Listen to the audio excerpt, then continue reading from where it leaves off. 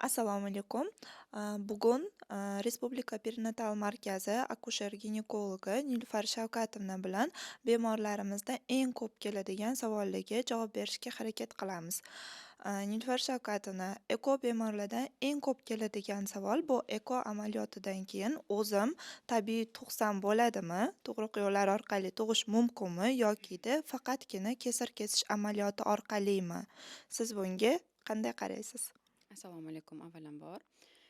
Albatta bizadayam tug'ruq kompleksiga murojaat qilgan, ayniqsa asoratlangan akusherlik anamnezga bo'lgan, jumladan bepushtlik bilan aziyat chekkan juftliklar, bilmayman bu nima bilan bog'liq, balki bu reproduktolog shifokorini undovlariga bog'liqmi, balki bu maslahat poliklinikasidagi noto'g'ri fikrlarga yoki ayol o'zidagi qo'rquvlar bilan bog'liqmi. Ayollar boshdan bosh man eko qildirganman, juda ko'p miqdorda pul sarflaganman, shuncha yil davomida befarzand o'tganman, man farzandimni sog'lom qo'limga olishim kerak va albatta kesar kesish bilan tug'ishim kerak deb bizga bitta naqa qo'yishadi, shart qo'yishadi.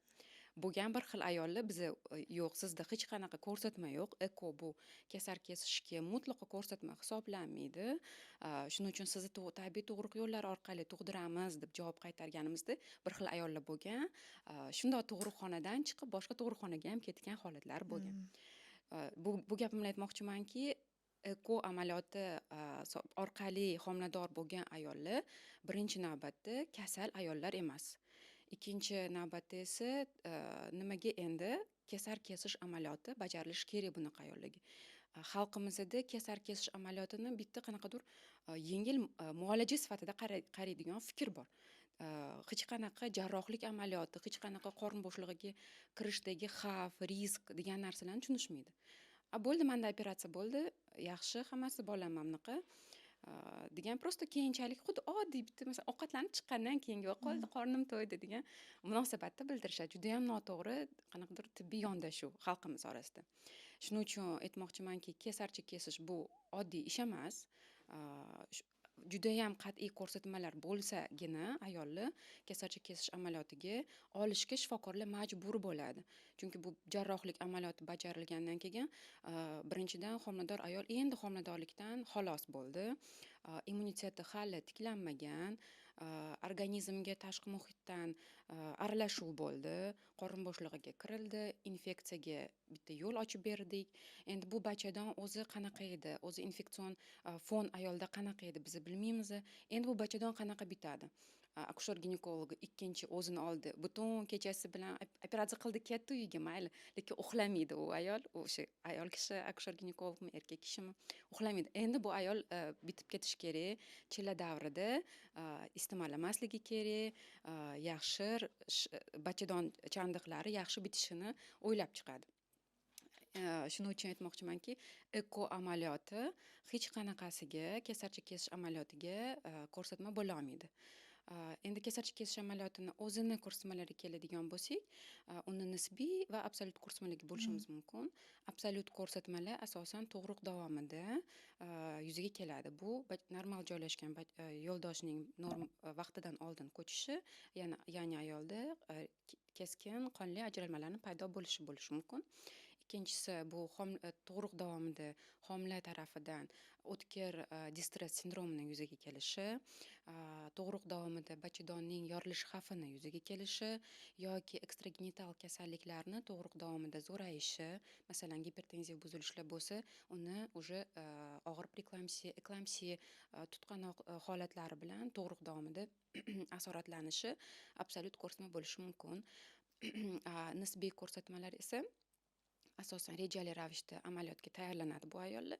Bu ekstragenital kasalliklar aynan tor mutaxassislar tomonidan operatsiyaga ko'rsatma sifatida ko'rsatilgan, kompensiyalangan davrida amaliyotga tayyorlashimiz mumkin.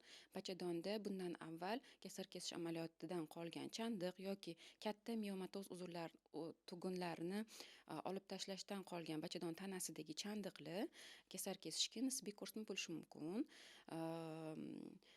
endi shu ko'rsatmalarni taroziga solgan holda, nimaga endi ekodan keyingi ayolda ham shu ko'rsatmalar paydo bo'lishi mumkin. Tabiiy holat bu. Lekin bunda уже ko'rsatma eko deb hisoblanmaydi baribir. Shu boshqa ekstragenital kasalliklar yoki tug'ruq davomida sodir bo'lgan absolyut ko'rsatmalar og'irlik qilganligi uchungina biz uni kesar kesish amaliyotiga olishimiz ham mumkin. Demak, bundan xulosa qilishimiz mumkinki, eko bu kesar kesishga ko'rsatma emas. Eko yordamida homilador bo'lgan ayollarimiz bemalol xuddi tabiiy homilador bo'lgan ayollarimiz kabi tabiiy tug'ruqqa borishlari mumkin. Albatta. Endi shu joyda menga savol berishga ruxsat berasiz. Sizlar reproduktologlar sifatida murojaat qilib kelgan bepusht juftliklarga qaysi tug'ruq yo'lini tavsiya etasizlar? Albatta biza reproduktologlar ham birinchi o'rinda bular akusher-ginekologlar. Bundan keyin reproduktologiyaga o'tgan vrachlar, bu sohaga o'tgan vrachlar hisoblanadi. Albatta biza ham o'sha roddomda o'rgatilgandek, o'qigandek bemorlarimizga faqatgina kesar kesish amaliyotini hech qachon tavsiya qilmaymiz. Ekodan keyingi bemorlarimizga albatta barcha bemorlarga agar hech qanaqa qarshi ko'rsatmalar bo'lmasa, o'zingiz tabiiy tug'ruq yo'llari orqali tug'ishingiz mumkin deb tavsiya qilamiz. Hech qachon reproduktologlar eko yordamida homilador bo'lgan ayollarga faqat kesar kesish yo'li orqali tug'asiz degan maslahatlar yoki undovlarni berishmaydi. Balkim bu yuqorida aytib o'tganingizdek, o'sha boshqa vrachlar tomonidan, balkim poliklinika vrachlari tomonidan qanaqadir qo'rquvlar yoki maslahatlar bo'lishi mumkin. Nilufar Shavkatovna, shu o'rinda tabiiy tug'ruq hamda kesar kesish amaliyoti orqali bo'lgan tug'ruqni afzalliklari hamda kamchiliklari haqida gapirib o'ta olasizmi? Albatta, birinchi navbatda mablag' kesar kesish amaliyotiga endi hozirgi kundagi baribir tug'ruqxonaga yo'l olayotgan juftliklar bolaga sarf xarajat qilishadi. Baribir amaliyotda ishlatiladigan mahsulotlar, tibbiy anjomlar kerak bo'ladi. Ip deymiz. Endi roddomlarga murojaat qilgan odamlar buni bilsa kerak. Demak, tabiiy tug'ruq yo'l orqali tug'dimi, nima? Hech qanaqa muammosi yo'q. Tug'di, 3 kunda uyiga ketadi. Hech qanaqa ukol, antibiotik, profilaktika FTO deymiz, ya'ni tromboembolik asoratlar profilaktikasi ko'rsatma bo'lmasa o'tkazilmaydi. Ya'ni ortiqcha aralashuv tabiiylikka hech qanaqa ortiqcha aralashuv shart emas. Endi kesarcha kesishdan keyin jarohatni ishlov berish kerak. Har kuni jarohat chiroyli bitishi kerak ko'pchilik ayollar uchun. Buni ham hamma joyda iloji Estetik yo'q. jihatdan. Estetik jihatdan bu ularga muammo, keyinchalik uyg'otishi mumkin. Kesarcha kesishdan keyin aytganimdek bir necha ultratovush tekshiruvlari bajariladi.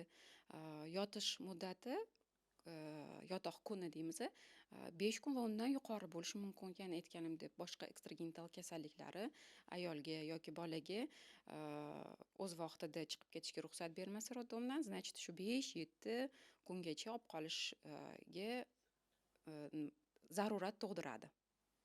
Shuning uchun men faqat tabiiy tug'ruq tarafdoriman. Tabiiy tug'ruq. Yana bilmadim, bu kimgadir noto'g'ri tuyular. Ayol roddomga keldimi, bismilloh deb o'ng oyog'i bilan kirib, miyadagi ustanovkasini to'g'ri yo'naltirishi birinchi shart. o'rinda. Chunki keladi, bo'ldi, men kechirib bo'laman deydi. Endi bilmadim, men hali kam ishlayapman roddomda. Ustozlarimni aytgan gaplaridan, o'zimni shu kungacha ko'rgan ayollarimdan kelib chiqib xulosa qiladigan bo'lsam, даже ekodan keyin ham bor ayollar, men uni yo'q demayman, o'zim tug'amanman, o'zim sog'lom farzand tug'aman degan ustanovka bilan keladigan ayollar bor. Shular ifpravdu qanaqadir Xudoning o'zi oq yo'l beradi, chiroyli tug'ib olishadi. Biz hech qanaqadir asoratlarsiz. Kesarcha kesish miyasiga ustanovka qildimi, qanaqadir nimadir bo'ladi tug'ruqda. Ayol o'zi qo'rqadimi, bilmayman, qo'rqqani hisobiga bolasiga yuragi urishi ritmiga ta'sir qiladimi yoki gipertonichskiy holatlar yuzaga keladimi? Nimadir tug'ruqda monelik qiladiki, shu ayolda kesarvaga qanaqadir уже yo'l paydo bo'ladi. Shuning uchun ayollarga maslahatim, uydagilariga ham nimaga endi shuncha payt bizani qon qarindoshlar hamma avlodlarimiz tabiiy tug'ruq bilan tug'di, kesarcha kesish amaliyoti yo'q edi-ku shu kungacha. Protsenti ham juda past edi-ku. Nimaga ular o'zlari tug'gan? Nimaga endi biz uni qila olmaymiz? Shuning uchun menimcha попытка не пытка. Qilib ko'rish shart. To'g'ri, tabiiy tug'ruqqa kirib ko'rish kerak. Tug'ruq davomida qanaqadir ko'rsatma paydo bo'lsa, vrach bu ayolga javob beradi boshi bilan. Shuning uchun qarab o'tirmaydi, olib kirib ketadi. Shuning uchun menimcha birinchi navbatda baribir tabiiy tug'ruqni qilib ko'rish shart barcha ayol. Keyingi yana xalq orasida eng keng tarqalgan miflardan biri eko haqidagi. Ekodan tug'ilgan bolalar genetik jihatdan nosog'lom bo'ladi. Bunga fikringiz, amaliyotingizdan eko orqali tug'ilgan bolalar qanaqa tug'ilgan, qaysi holatda, sog'ligi? Bunda ham sizga qarshi savol bermoqchiman. Nimaga hamma eko qilishga shuncha pul sarflaydi-yu, endi akusher-ginekologlarda negativ fikr paydo bo'lib qolgan reproduktologlarga nisbatan deyotgan joyimi bitta sababi. Nimaga ular shunaqa pul ko'p sarflaydi-ku, lekin bitta PGT amaliyotini bajarishga 5 millionini ayiydi. Bu birinchi savolim. Ikkinchi savolim, ayolga men o'zim ko'rdim, eko patsient qo'llarida yo'riqnoma turibdi. Reproduktolog yozgan. PGT tekshiruvi keyinchalik o'tkaziladigan skrining tekshiruvlarini inkor qilish kerak degani emas. То есть PGTni bajardi, lekin ikkilamchi, uchlamchi skrining testlarini bajarishi kerak baribir. Lekin ayol unga ahamiyat qilmaydi, ya'ni skrining amaliyotini o'tkazmaydi. Birinchi siz javob berasizmi? O'zim javob beraman. Eko amaliyotida biza o'sha embrionlarni genetik tekshiruvida, genetik tekshiruvga bunda birinchi o'rinda bizada ko'rsatmalar bor. Birinchi o'rinda bu juftlikni yoshi, ya'ni o'sha 35 yoshdan katta bo'lgan juftliklarda genetik tekshiruvga ko'rsatma hisoblanadi. Chunki bilamiz, o'sha 35 yoshdan keyin umumiy organizmda ham sog'lom hujayralar soni kamayishni boshlaydi. Ya'ni o'sha genetik nuqson bilan patologik hujayralar ko'payishni boshlaydi. O'sha holatda bu hujayralardan hosil bo'lgan embrionlar nosog'lom bo'lishi mumkin. Albatta ularga tavsiya qilamiz. Keyingi ko'rsatma bu o'sha er-xotin o'rtasidagi yaqin qarindoshlik yoki umuman qarindoshlik nikohlar. Keyingisi o'sha oilada genetik jihatdan nosog'lom farzandli tug'ilgan holatlarda.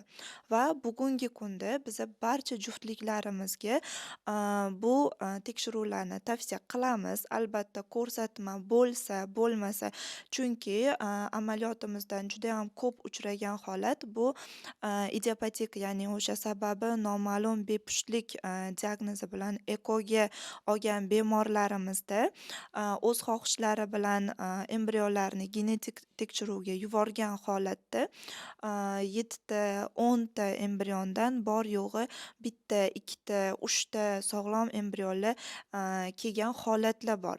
Mana shu holatda biza xulosa qilishimiz mumkinki, o'sha ularda bepushtlikni sababi aslida nosog'lom embrionlar bo'lgan. Embrionlar nosog'lom bo'lganda bilamiz, yoki implantatsiya bo'lmaydi, ya'ni homiladorlik sodir bo'lmaydi, yoki homiladorlik sodir bo'lsa ham 12 haftagacha bo'lgan muddatda u o'z-o'zidan tushib ketishi mumkin yoki rivojlanishdan, o'sishdan to'xtab qolishi mumkin. Bu holatlarda bugungi kunda biza umumiy olganda barcha eko amaliyotidan o'tadigan juftliklarimizga embrionlarni genetik tekshiruvni tavsiya beramiz.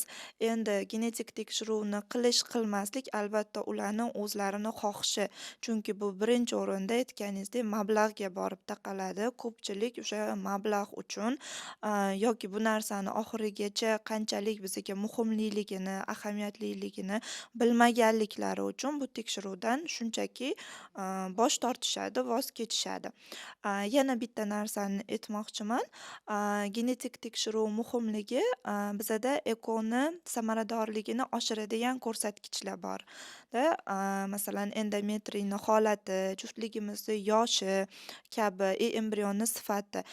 Yana bitta bu embrionni genetik jihatdan sog'lomligi. O'sha genetik jihatdan tekshirilgan embrion qo'ygan holatda eko samaradorligi 10-15% ga oshadi. Shuning uchun buni hammaga tavsiya qilamiz. Rahmat. Tug'ilayotgan chaqaloqlar to'g'risida gapirsam, manimcha ekoda ham, endi aynan PGT tekshiruvi bajarilgan bo'lsa, a, va ayol hamma skrining tekshiruvlaridan o'tgan bo'lsa va tabiiy homilador bo'lgan ayollarda ham xuddi shu amaliyotlarni bajargan bo'lsa, sog'lom farzand tug'ish ehtimoli yuqori. A, a, shu tekshiruvlarda qayerdadir oqsoqlik ko'rsatishgan bo'lsa, endi bu manimcha ularni insofiga bog'liq. Chunki ko'rdim, birinchi marta tug'ayotgan 18 yoshli ayollarda ham tug'ma nuqsonlar shakllanyapti. Hatto xromosom kasalliklari, Down sindromi ham kuzatilyapti. Bu ho eko bo'lsin, ho o'zi tug'ayotgan homilador, tabiiy homiladorlik yuzaga kelgan ayollar bo'lsin. Xuddi shunaqa yoshi katta ayollarda ham xuddi shu narsani kuzatyapmiz. Ya'ni manimcha hozir уже zamon shunaqa o'zgardimi, ili ekologiya ta'sir qilyaptimi, yeyotgan mahsulotlarimiz, ili bizani kun tartibimizmi, akseleratsiyami bilmayman. Haqiqatdan na yoshga bog'liq bo'lyapti hozir tug'ilayotgan boladagi sog'liqlik darajasi, na ekoga yoki tabiiy tug'ruqga yoki tabiiy homiladorlikka. Shuning uchun manimcha buni faqat Allohdan so'rash kerak. Menga qiz o'g'il emas, to'rtmuchasi sog' farzand bergin deb. Aytmoqchisizki, tabiiy homiladorlikda ham, eko homiladorlikda ham genetik jihatdan nosog'lom farzandlar Ehtimoli tug'ilishi deyarli bir xil. deyarli bir xilda. Yana bizani bemorlarimiz uchun muhim bu tug'ruqqa tayyorgarlik. Ya'ni homiladorlikning so'nggi muddatlarda, oxirgi muddatlarda ko'proq nimalarga e'tibor berishlari kerak? Ko'proq qaysi holatlar qo'rqinchli, qaysi holatlardan xavotir olishmasa ham bo'ladi. Bu haqda Demak, muddatiga yetgan homiladorlik, ya'ni tug'ruqga уже start berilgan hafta, bu 37 haftadan 41 haftagacha bo'lgan muddat. Shu muddatda ayollar nimaga e'tibor berish kerak? Birinchi navbatda qindan kelayotgan ajralmalarga. Есть tug'ruq предвестниклari deymiz, endi gapiraverdik ruscha bo'lsa ham. Tug'ruq предвестниклari bu sim-sim beldan pastga tortuvchi og'riqlarni bo'lishi davriy ravishda. Qindan shilimshiq ajralmalarni kelishini ko'payishi, uyqusizlik bo'lishi mumkin, ich kelishini ko'payishi, ko'krakdan ajralmalarni kelishini ko'payishi tug'ruqni предвестниклari bo'lishi mumkin, tug'ruq darakchilari. darakchilari. Nimadan ayol xavotirga tushishi kerak? Agar qindan kelayotgan ajralmalar shilimshiq yoki jigarrang shilimshiq emas, balki qo'lni kesgandek qip-qizil, suyuq qonli ajralma bo'lsa, eng yaqin tug'ruq kompleksiga murojaat qilish kerak. Bu ularni dislokatsiyasi уже bu yerda ahamiyatga ega emas. Eng yaqiniga borish kerak va ekstreniy yordamga muhtoj ayollar guruhiga kirib qolishadi bular. Ikkinchisi, keyingi kelayotgan ajralma bu suv. Ya'ni homila oldi suvlarini muddatdan oldin ajralib kelishi. Homila qag'inoq pardasini muddatdan oldin yorilishi deylik. Shunda ham ayol uyda o'tirishi mumkin emas. Nega? Chunki biz bilmaymiz, bolacha boshi bilan yaxshi o'tirdimi chanoqning kirish qismiga yoki yo'ldosh ma'lum bir kindik tizimchasi oldinda kelayotgandi, u tushib qoldimi va bolani hayotiga xavf tug'ildi уже. Yoki homila boshi bilan emas, qo'ti bilan chanog'i bilan o'tirganda, dumbasi bilan, u aralash turdi. Может, oyoqchasi tushib qoldi yoki qo'lchasi tushib qoldi. Shu holatlarni istisno etish uchun ayol albatta tug'ruq kompleksiga borish kerak, gospitalizatsiya bo'lishi kerak. Keyingi yana bitta ahamiyat qilish kerak bo'lgan narsa, endi bu 31-32 haftada ayol уже tug'ruqga almashinuv kartasini oldi, bo'ldi, poliklinikadan qutuldim, chiqmayman deydi. Lekin bu noto'g'ri. Har oyda, har kuni qilinadigan har 4 soatda o'zini arterial qon bosimini o'lchab turishi shart. Bu ham tug'ruq davomida og'riq fonida ayolda bekinib o'tirgan qon bosimini ko'tarilishiga sabab bo'lishi mumkin. Endi qon bosimini oshishi o'z navbatida faqat homiladorga emas, balki soppa-sog' ikki qat bo'lmagan ayollarga ham xavf tug'diradi, inson zotiga. Shuning uchun davleniya oshishi boshladimi, обязательно majburiy ravishda poliklinikaga borishlari shart. Poliklinikani yo'llanmasi bilan yoki tez tibbiy yordam mashinasida tug'ruq kompleksiga gospitalizatsiya qilinishlari shart. Endi qanday tayyorgarlik ko'ramiz tug'ruqga? Albatta, muddatiga yetgandan keyin homila ayol o'zini psixologik tug'ruqga tayyorlashi kerak. Men shunaqa deb o'ylayman. har xil tug'ruq to'g'risidagi video filmlarni ko'rishi kerak. Ayol tushunishi kerak, uni nima kutyapti tug'ruqda, tug'ruq zalida o'zini qanaqa tutish kerak, qanaqa nafas olish kerak, bolasi bilan psixologik aloqa o'rnatish kerak, gaplashish kerak. Eson omon qutulib olamiz, xudo xohlasa, yuzimiz yorug' bo'lib, ko'rishib olamiz deb gaplashish kerak. Sokin musiqalar tinglash kerak. Suyuqlik miqdorini tug'ruqqa yaqin ko'paytirish kerak. Umuman 37 haftadan boshlandi. Suyuqlik ichayotgan o'sha 3 litrmidi normamiz. Может, ehtiyojdan ko'ra ko'proq suyuqlik ichishni yo'lga qo'yish kerak. Bu yoqda yana oilaviy поддержкani ham menimcha ahamiyati katta. Uyda hech qanaqa stress muhiti bo'lishi kerak emas. Bu muddatdan oldin tug'ishga ham olib kelishi mumkin yoki tug'ruq davomidagi qanaqadir asoratlarga ham sabab bo'lishi mumkin. Tug'ruqga yaqin yana ko'proq ko'chada sayr qilishni tavsiya etaman. Shu borada yana nafas mashqlarini shu sayr davomida bajarishlarini tavsiya etaman. Og'riq qanaqa darajada ekanligini ayol toki totib ko'rmaguncha tushunmaydi nima uni kutyapti, baribir tug'ruq edi. Большой stress bola uchun ham, ayolni o'zi uchun ham shunga o'zini ruhan tayyorlashi menimcha shart. Bunda qaynona, o'zini onasi menimcha fikrlar bildirishlari kerak, tasalli berish kerak yoki qaynopalari tug'gan bo'lsa уже farzandli bo'lishsa, ozgina ayolni ruhan shu tug'ruqga tayyorlash kerak deb o'ylayman.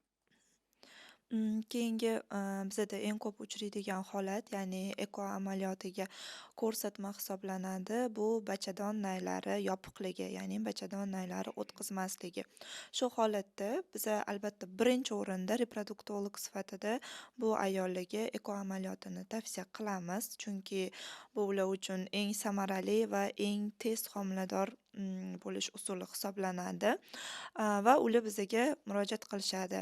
Yo'q, bachadon naylarini ochib berisharkan, bachadon naylarini ochtirsak-chi, operatsiya qilsak-chi, operatsiyadan keyin homilador bo'lish ehtimolim qanaqa, shanslarim qanaqa, balkim tabiiy yo'l bilan homilador bo'laman degan savollar. Shunga akusher-ginekolog sifatida munosabatingiz? Bachadon naylarini ochtirishni umuman imkoniyati yo'q. Tubotomiya degan amaliyot bor. Именно bepushtlik bilan murojaat qilganda gisteroskopiya amaliyoti o'tkaziladi birinchi, ikkinchi navbatda diagnostik laparoskopiya amaliyoti o'tkaziladi va xromogidrotubatsiya qilganimizda bachadon naylari o'tkazuvchanligi yo'qligi aniqlanadi. Shu payt endi akusher-ginekologga shunaqa shart qo'yildi-ku, endi ochib ber turbam, Ochib ber. naylarimni ochib berishingiz kerak. Harakatda barakat, ochib ko'rishadi. Tushunish kerak ayol, umuman odam bundoq qarasa qo'lingizni kesib oldingiz, o'sha joy hech qachon avvalgidek bitmaydi-ku. Bachadon naylaringiz o'zi o'tmas edi sizni, uni shifokor ochdi, lekin u o'tmasligicha qoladi, chunki u yana chandiq bilan bitadi. Chandiq bu biriktiruvchi to'qima, o'lik to'qima deb tasavvur qilaylik. Hech qanaqa funksional ahamiyatga ega bo'lmagan, yana o'sha o'tmas bachadon naylari. Shu o'rinda ruxsat bersangiz, men ham bitta savol bersam. Endi reproduktologiya endi kirib kelayotgan payti bizga shunaqa kasallik kelishayotganda aytishardi-da, endi men uni o'zim bilmaganim uchun so'rayapman. Bachadon naylarini eko amaliyotidan oldin oldirib tashlash shart degan fikr bor edi avval. Hozir men bu narsani ko'rmayapman, chunki bachadon naylari turibdi ularda. Balki ular ishlar, balki ishlamas. No turibdi. Shu haqida fikringizni bilmoqchiman. Bachadon naylarini olib tashlash nimaga endi avval bor edi, hozirgi kunda qilinmayapti. Reproduktolog sifatida, demak, bugungi kunda o'zi olsak ekoga ko'rsatma-da, qaysi ayollarga eko amaliyoti tavsiya qilinadi Ko'rsatmalardan kelib chiqqan holda bachadon naylariga yoki tegiladi yoki tegilmaydi. Agar bizada bepushtlik faktori deylik bachadon naylari o'tkazmasligi bilan bog'liq. Bachadon naylari qaysi holatlarda o'tkazmasligi mumkin? Birinchi holat bu shunchaki bachadon naylari yopiq. Bu bo'lishi mumkin tug'ma yoki o'sha infeksiyalardan keyin yopilib qolgan holatlar. Ikkinchi holat bo'lishi mumkin bu bachadon naylarida o'sha Pia salpinx, Sakta salpinx holatlari, ya'ni o'sha bachadon naylari kengayib ketgan, xaltacha sifatida o'sha suyuqlik yig'ilgan. Bu bo'lishi mumkin infeksion suyuqlik yoki shunchaki aseptik suyuqlik yig'ilgan holatlarda bunda bachadon naylarini olishni albatta tavsiya qilamiz. Chunki o'sha Sakta salpinx, Pia salpinx holatlarida bachadon naylarida bilamiz bu surunkali yallig'lanish jarayon. Surunkali yallig'lanish jarayoni bo'lganda u naylardagi suyuqlik tabiiy ravishda bachadonni ichki qavatiga, ya'ni bachadon ichiga ham oqib turadi. O'sha ayol hatto bu narsani o'zi ham his qiladi. To'satdan xuddi ko'p suyuqlik kelib ketganga o'xshagan hissiyot yoki o'sha jinsiy a'zolardan yoqimsiz hidli ajralmalarni ko'p miqdorda kelishi, qayta-qayta o'sha antibakterial davodan keyin umuman foydasi bo'lmasligi kabi holatlar kuzatiladi. Bunda nimaga bachadon naylarini olish tavsiya qilinadi? Embriyo transfer amaliyotidan oldin ko'pincha chunki o'sha trubadan oqib turgan, bachadonni ichiga oqib turgan suyuqlik endometriy qavatida ham o'sha surunkali yallig'lanish jarayoni chaqiradi. Endometriyda yallig'lanish bo'lsa, qo'ygan embrionlarimiz implantatsiya bo'lmaydi, ya'ni homiladorlik bo'lmaydi, ushamaydi embrionni, tushib ketadi. Bugungi kunda biza agar Sakta salpinx kuzatiladigan bo'lsa, eko amaliyotiga kirishdan oldin, ya'ni stimulyatsiyaga olishdan oldin bachadon naylarini olib tashlashni tavsiya qilamiz. Chunki amaliyotimizda o'sha Sakta salpinx bilan bachadon naylarini olmasdan turib stimulyatsiya o'tkazib hujayra olganimizda ba'zi hujayralarni ichidan umuman tuxum hujayra chiqmadi, ya'ni follikulalar pustoy chiqishi mumkin yoki o'sha olingan follikulalarni tuxum hujayrani sifati past bo'lganligi hisobidan past sifatli embrionlar hosil bo'lishi mumkin yoki umuman embrion hosil bo'lmagan holatlar kuzatildi. Shuning uchun bugungi kunda agar Sakta salpinx, Hidrosalpinx bo'ladigan bo'lsa, birinchi o'rinda bachadon naylari olib tashlanadi va keyin eko protokoliga kiriladi. Agar bepushtlik faktori boshqa bo'ladigan bo'lsa, ya'ni bachadon naylariga bog'liq emas, deylik, ayolni yoshi bilan bog'liq yoki qayta-qayta homila rivojlanmay qolishi bilan, qayta-qayta homila tushishi bilan bog'liq yoki erkakka bog'liq, ya'ni urug'i o'sha sondan, sifat jihatdan kamligi bilan bog'liq bepushtlik faktorlari bo'ladigan bo'lsa, biza bachadon naylariga hech qachon tegmaymiz, chunki bachadon naylari bizaga xalaqit bermaydi. Shu bepushtlikni kelib chiqish sababiga qarab yoki nay qoldiriladi yoki olib tashlanadi. Bu hamma uchun individual hisoblanadi. Keyingi yana eng ko'p uchraydigan holat bachadon miomasi. Ko'pincha bunda ham qanaqadir noto'g'ri tushunchalar bor. Bachadon miomasi bo'lganda albatta bu miomani operatsiya qilib olib tashlash kerak. Aks holda homiladorlik kuzatilmaydi, homilador bo'lmaydi degan ayollarimizda noto'g'ri tushuncha bor. Shu o'rinda bachadon miomasini operatsiya yo'li bilan olib tashlashga qaysi holatlarda olib tashlanadi, qaysi holatlarda miomaga umuman tegish shart emas. Bachadon miomasi FIGO klassifikatsiyasi bo'yicha 7 ta lokatsiyaga ega, 8 ta deylik, 0, 1, 2, 3, 4, 5, 6, 7 qilib. Lokatsiyasiga qarab u homiladorlikka monelik qilishi mumkin va umuman ayolga simptom bermasligi mumkin. Qanday holatlarda miomani olib tashlash kerak? Albatta, mioma o'zi haqida belgi bildirsa, ayol o'zi aytadi, qorin sohasida og'riq, qorinning keskin kattalashib ketishi, ayol homilador emas, qonli ajralmalar, ko'p miqdorda menstruatsiya davomida ajralishi, menstruatsiyadan tashqari anomal bachadondan qon ketishi priznaklari bo'lsa, o'sib kattalashgan miomani qo'shni a'zoligi o'zini ta'sirini ko'rsatishi, ya'ni og'irligi hisobidan. Bu bo'lishi mumkin. Ichakligi ta'sir qiladi. Konstipatsiya deymiz, ya'ni ayolda doimiy ich qotishi, ich kelishida muammolarni tug'ilishi va siydik qopiga ta'sir qilishi orqali siydik tuta olmaslik, qovuq sohasida doimiy og'riqli kabi shikoyatlarni ayol bildiradi. Bundan tashqari ultratovush tekshiruvida 1 yil davomida bachadon miomasi bitta tugun 4 hafta homiladorlikdan ziyod o'sib ketsa ham bu bachadon miomasini olib tashlashga ko'rsatma hisoblanadi. Lekin aytib o'tganimdek, agar homilador bo'lmoqchi bo'lgan ayolda bachadon miomasi tashxisi qo'yilsa, u intramural joylashgan bo'lsa yoki subseroz joylashgan bo'lsa, ya'ni bachadon mushak qavatidan tashqi qavatiga ko'ra ko'proq tashqi qavatiga qarab ko'proq joylashgan bo'lsa, u homiladorlikka hech qanaqa to'sqinlik qila olmaydi. Agar shilliq qavatiga yaqin joylashgan bo'lsa, unda homila implantatsiyasiga ta'sir qilganligi uchun ham uni gastroskopik, даже hozir bugungi kundagi kichik invaziv usullardan foydalangan holda olib tashlash mumkin. Ya'ni albatta qorinni kesish, katta jarohat qoldirish degani emas bu. Mani juda ham ko'p qiynaydigan bitta savol bor. Nimaga 2-3ta embrion transfer qilasizlar? Bu ham ayollar mablag'iga bog'liqmi yoki ayollar talab qiladimi? Sizlar qanaqadir standart qo'ya olasizlarmi? Biz bitta embrion qo'yamiz и все.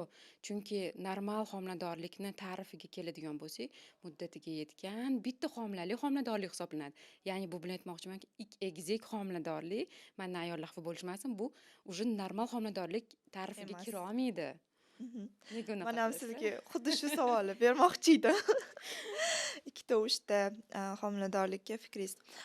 Birinchidan biza reproduktolog sifatida mana eko amaliyotiga kelgan ayollar nimagadir balkim ularda ko'p yillik uzoq kutilgan farzand bo'lgani uchunmi, ko'p yillik davomida bepushtlik bo'lgani uchunmi, hatto tabiiy homiladorlikka harakat qiladigan ayollar ham egizagiga harakat qilaylik deb kelishadi. Eko protokolda eng ko'p so'raladigan narsa bu 2ta qo'yib bering, 2ta embrion qo'yib bering. 3ta kamdan kam so'rashadi. Albatta, 2ta embrion qo'yib bering. Albatta, bu ayollarga biz hech qachon o'zimiz xohishimiz bilan 2ta embrion qo'yib beramiz deb qo'yib bermaymiz. Chunki bilamiz, normal homiladorlik aytib o'tganingizdek, bu bitta homila hisoblanadi. Ayollarimizda har doim tushuntiriladi o'sha ko'p homilalikni asoratlari, qanaqa asoratlar bo'lishi mumkin. Mayli, 2ta qo'ydik, homilador bo'lishdi, zo'r, hamma xursand, lekin bu 9 oy davomida bu homiladorlikni kechishi bor. Uni tug'ruq davridagi asoratlari ko'p. Albatta, bu hamma ayollarga tushuntiriladi. Bu ko'p homilalilik yaxshi emas va bu normal holat emas.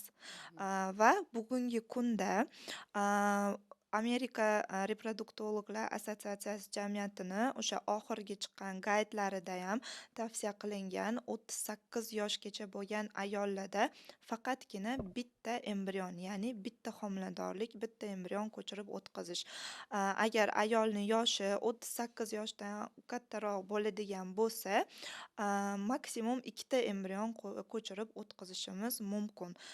Chunki bilamiz, 38 yoshdan keyin o'zi reproduktiv funksiya pasayadi, homilador bo'lishga shanslar pasayadi. Shularni hisobga olgan holatdagina 2ta embrion ko'chirib o'tkazishimiz mumkin.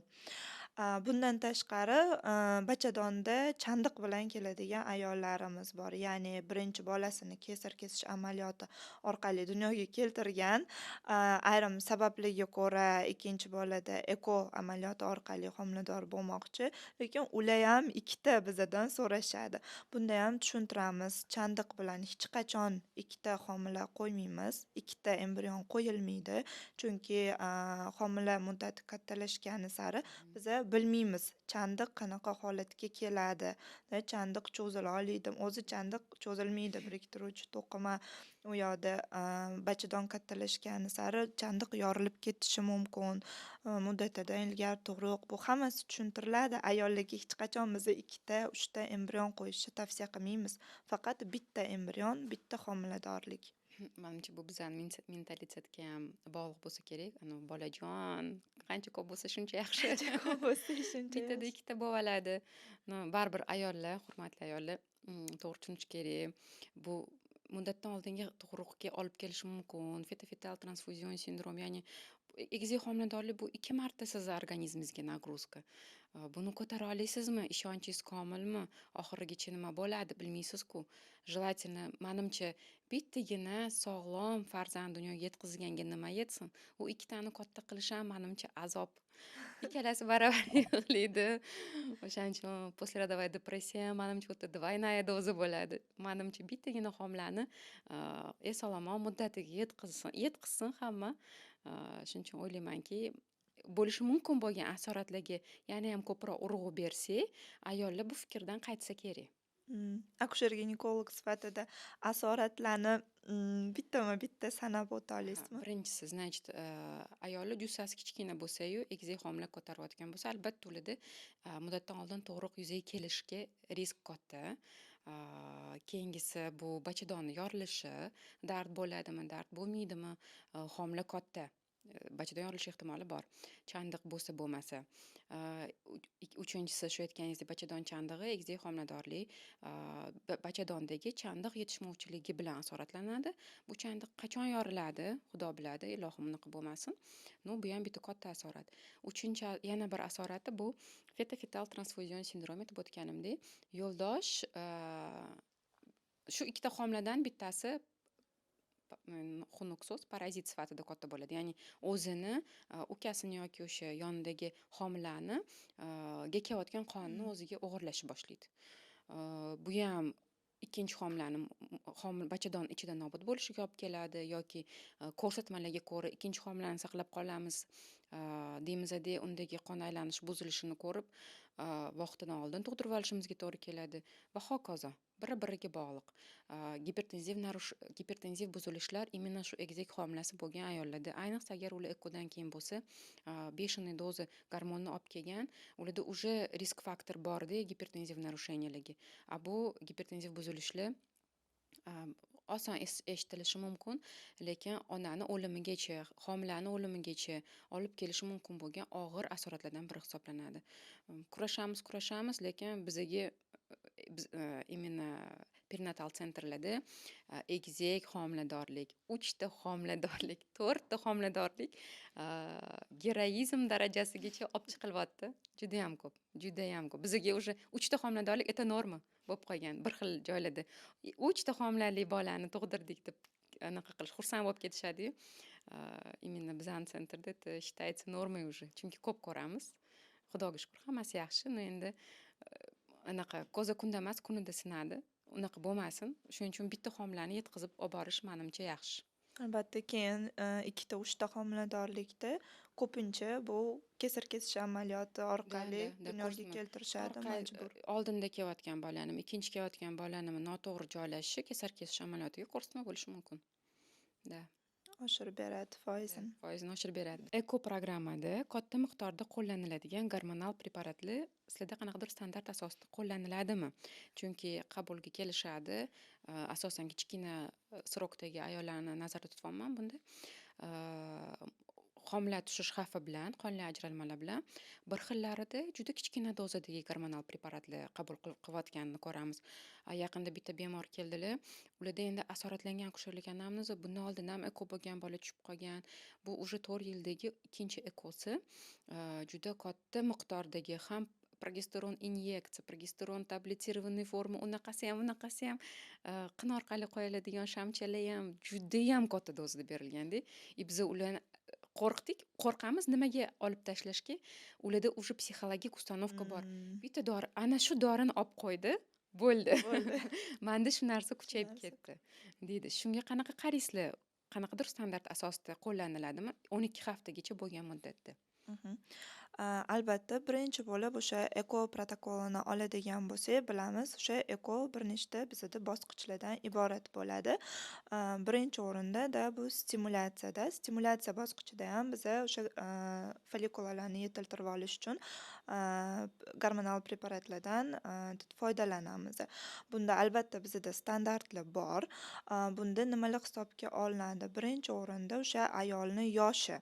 Ayolni yoshiga qarab, uni tana vazniga qarab, qanaqadir qo'shimcha kasalliklari bor yo'qligiga qarab, bundan tashqari bundan oldin ekoprotokol o'tkazganmi, o'tkazmaganmi, shunga qarab ayolga stimulyatsiya uchun birinchi o'rinda preparatlar tanlanadi.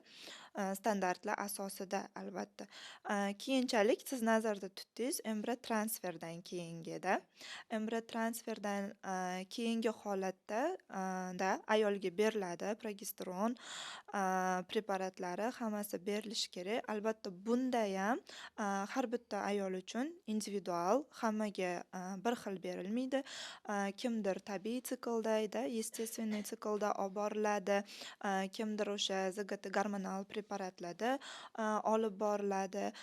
Bunda ham ayolni tana vazni, yoshi, undan oldingi bo'lgan homiladorlikdagi asoratlar bo'lishi mumkin-da.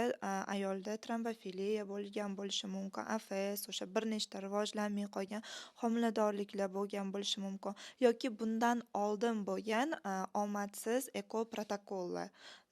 Bularni hammasini hisobga olgan holatda ayolga doza tanlanadi. Hamma ayollarda bir xil emas. Bilamiz, bu preparatlarda tromboembolik asoratlar xavfi bor.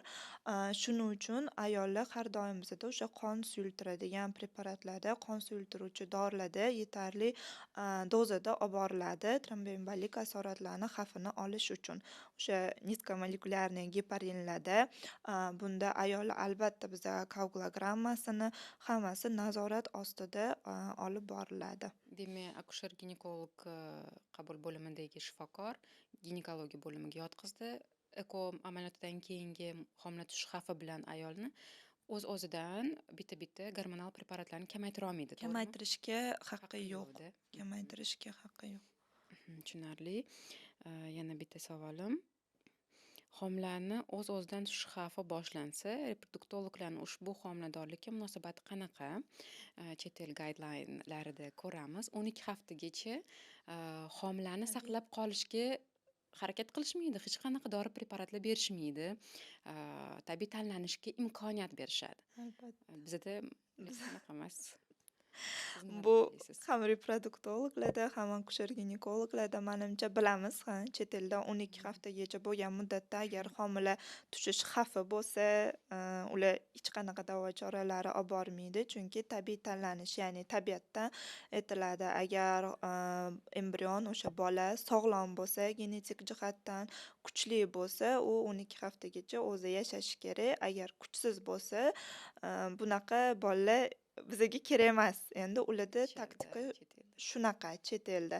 Lekin O'zbekistonda endi bizada birinchidan bu standartlarda ham yo'q. Yo'q-da. Standartlarda ham homila tushish xavfi bu diagnoz qo'yiladi va bu homilani saqlashga harakat qilinadi. Baribir u eko bo'lsin, tabiiy homiladorlik bo'lsin. Albatta bu qanchalik to'g'ri, qanchalik noto'g'ri, bu уже спорный вопрос. Chunki bilmaysiz, homila o'zidan o'zi tushish xavfi bo'lmaydi bekorga. Balkim homilada aytganimizdek genetik nuqson bo'lishi mumkin, nimjon, kuchsiz bo'lishi mumkin. Lekin baribir o'sha standartlar asosida homila saqlashga harakat qilinadi. Yana bitta savolim. Bugungi kunda necha yillik bepushtlik ayollarga eko ko'rsatma bo'la oladi? Agar unda obstruktiv qanaqadir sabab bo'lmasa, ya'ni truba ekoga ko'rsatma endi nay faktor emas, boshqa sabablar bilan konservativ olib borsa eko bo'la oladi. Nimaga bunaqa savol beryapman? 2 yil bepushtlik bo'lgan, srazu eko qilib qo'yishgan. Bu to'g'rimi? O'zi ekoga ko'rsatmalardan tashqarida siz aytmoqchisizki, sababi noma'lum bepushtlik bo'lganda, hamma narsa normada. Hamma ayollar ham sababini bizga aytavermaydi-da.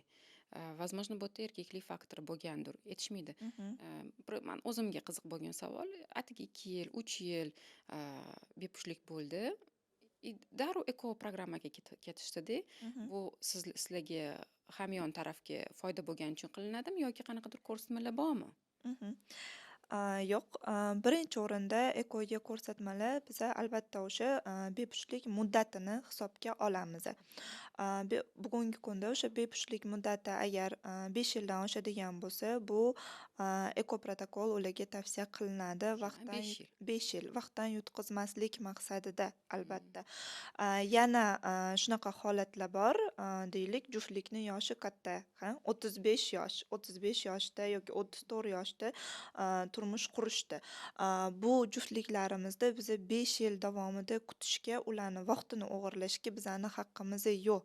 Chunki biza vrachmiz, biza bilamiz. U patsientlar bilishmaydi. Ertaga 38 yoshda nima bo'ladi, 40 yoshda nima bo'ladi yoki yosh katta bo'lgani sari ularda rezerv kamayishini yoki o'sha sifatli hujayralar soni kamayishini o'zidan o'zi bizada reproduktiv yosh degan narsa bor.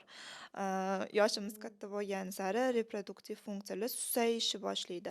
Shuning uchun agar juftligimizni yoshi katta bo'ladigan bo'lsa, ularda bepushtlik muddati kam 1 yil, 2 yil bo'lgan holatlarda ham biz ularga eko tavsiya qilamiz.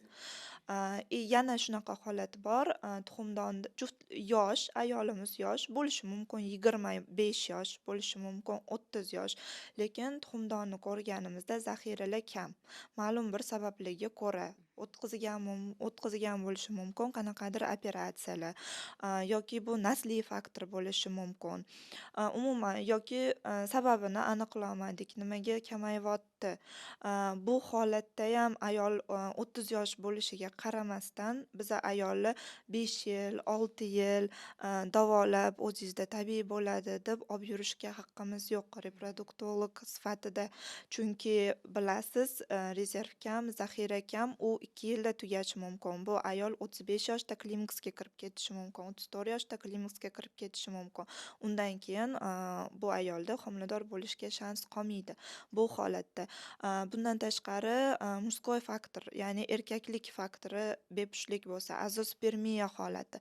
Bunda kutishga, juftlikka vaqtini ham psixologik jihatdan bu juftlikka og'ir, kutishga hech qanaqa hojat yo'q. Xoh 1 yil bo'lsin, xoh 2 yil bo'lsin, biz ularga eko amaliyotini tavsiya qilamiz. Yana shunaqa holatlar bor. Idiopatik bepushtlikda ayolda ham hamma narsa normada, erkakda ham hamma narsa normada, lekin turmushlariga bor yo'g'i endi 3 yil bo'ldi yoki 3,5 yil, 4 yil bo'ldi. Bu holatda juftliklarimiz o'zlari осознанно tushungan holatda bu narsani o'zligi eko protokolni so'rab kelishadi. Bu holatda ham idiopatik bepushtlikka tashxisini qo'yish uchun ham biz eko amaliyotiga olishimiz mumkin, tavsiya qilishimiz mumkin. Nimaga bor juftliklar idiopatik 12 yillik mani o'zimda yaqinda bo'ldi. Bu holat 12 yil, sababi noma'lum bepushtlik, 12 yil vaqtini o'tkazgan. Birinchidan bu psixologik jihatdan og'ir juftlik uchun. Bizada o'zbekchilik, qo'ni-qo'shni, qaynini qaynota, ajrash, gap so'z bu holat.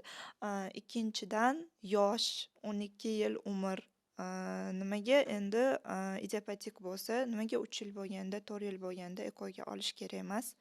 Agar bizga sababini aniqlashga yordam bersa. Albatta eko amaliyotini tavsiya qilamiz.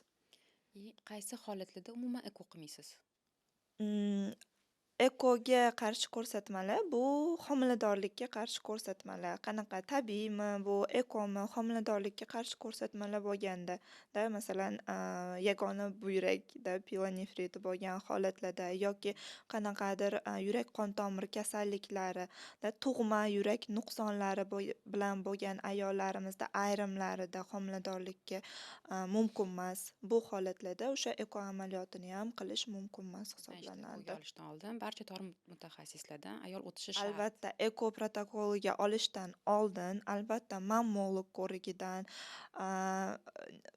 terapevt ko'rigidan, kardiolog ko'rigidan, barcha tor mutaxassislardan kerakli ayolimiz, juftligimiz o'tishadi. Chunki eko bu qildik, homilador bo'ldi degani emas. Undan keyingi ham ayolni sog'ligi birinchi o'rinda ayolni sog'ligi turadi. Agar ayolni sog'ligi ekoga nima nima deydi, qarshi ko'rsatma bo'lsa, mumkin bo'lmasa, albatta hech qachon eko protokoliga olinmaydi. Mhm. Oxirgi savolim, bachadon anomaliyasi bo'lganda, aynan ikkilangan bachadon, duplex utri bo'lganda eko programmasi qilinadimi? Umuman bu ayolga homiladorlik tavsiya etiladimi? Ikkita bachadon. Bunda albatta o'sha bachadonni o'lchamlariga bog'liq. Agar bachadon o'lchamlari o'sha homiladorlikka ko'tarishga nima deydi, yaroqli bo'ladigan bo'lsa, albatta nimaga yo'q bo'ladi ham eko amaliyoti o'tkazish mumkin. Albatta bu ko'p uchraydigan holat emas. Lekin agar homiladorlikni ko'tara oladigan darajada o'lchamlari yetarli bo'lsa, qilish mumkin. O'ylaymizki, bugungi bergan ma'lumotlarimiz barcha bizni kuzatuvchi bemorlarimiz uchun, kuzatuvchilarimiz uchun va balkim shifokorlar uchun ham qaysidir ma'noda foydali bo'ldi deb o'ylaymiz. Sizlarga ozgina bo'lsa ham foydamiz tekkan bo'lsa, juda ham xursandmiz. Taklifingiz uchun rahmat, Dilnoza Xatovna. Barcha homilador ayollarimizga sog'lik, salomatlik tilayman. Alloh yo'l bersin, sog' salomat farzandingizni quchog'ingizga oling.